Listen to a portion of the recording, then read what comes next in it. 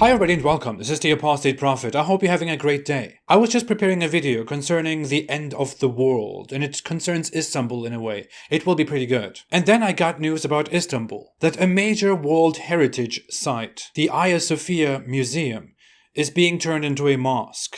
A Turkish court has just ruled, and Erdogan has just ordered and publicly shared that the Hagia Sophia Museum is going to be turned into a mosque. The Hagia Sophia is in Istanbul, in its old historic site, and it is currently still a museum. You can go in there and observe the Christian Orthodox icons, Christian depictions. The Hagia Sophia has a long and important history. It was built in the 4th century in the Eastern Roman Empire and served as the major church and cathedral of the Eastern Orthodox Christianity. It served as the seat of the Eastern Orthodox Patriarch. As part of Islam's endless conquests against the world, in 1453, Constantinople was conquered by the Ottomans and turned into an Islamic city. When it was conquered, the soldiers who conquered the city were also allowed to loot and pillage the city. And that included the Hagia Sophia, because it was known or said that the Hagia Sophia contains a lot of great treasures. So such a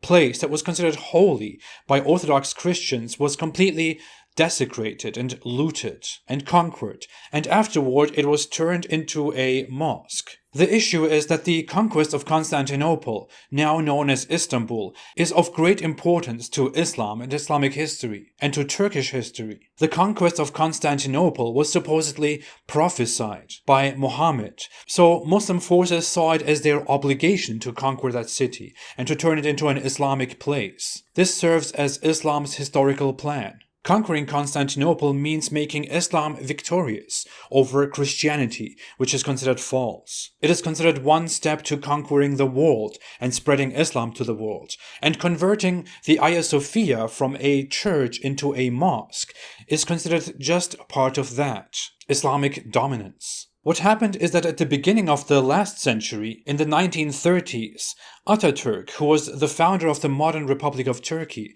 and who was secular, ordered to turn the Hagia Sophia Mosque into the Hagia Sophia Museum. That was made in order to abandon the past imperialist, Islamic supremacist history, and the Hagia Sophia served as a symbol of coexistence in a modern secular state. But over the last few decades, among the traditionalist, conservative, religious population in Turkey, the sentiments of turning the Hagia Sophia back into a mosque have been very loud, and they have been getting louder and louder. And now Erdogan, the president of Turkey, who wants to gain popularity among the traditionalists, has finally made their dream come true. So what happened here is that at the beginning of the last century, Turkey made a step toward secularization, modernity, coexistence, abandoning the imperialist past, and now we are falling back and going backwards.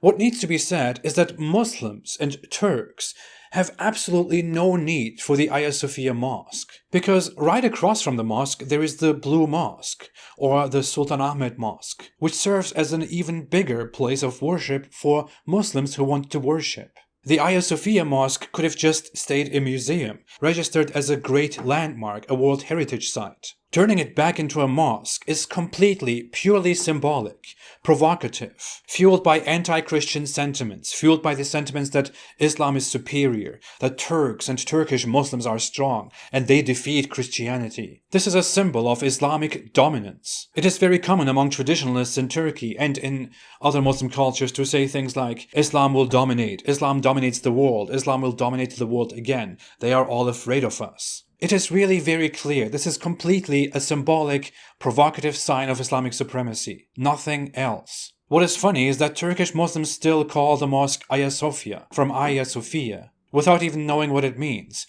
It means holy wisdom, which is a Christian concept, or more of an Orthodox Christian concept, which stands for Jesus Christ as the wisdom of God. He is wisdom himself. So this church or cathedral is dedicated to Jesus for his holiness, his wisdom, his divinity, because Jesus is God. And Muslims are using that same name without knowing what it means, while calling it a mosque. Someone should inform them about that.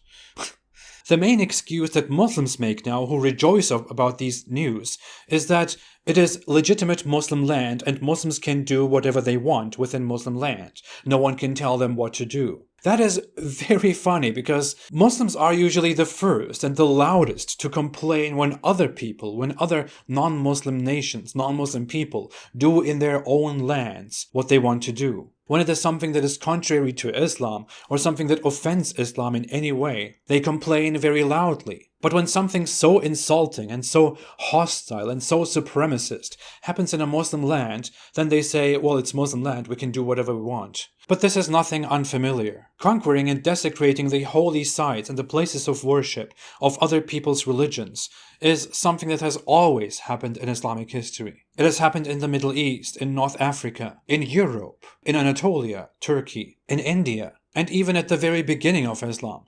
Think of it, the Kaaba itself was originally a place of worship, a temple of the Meccan Arab polytheists. What Islam did is to conquer it, to destroy everything polytheistic about it, and to dedicate it as the center of Islam, based on the claim that it was originally Islamic, that it does originally belong to the God of Islam, Allah.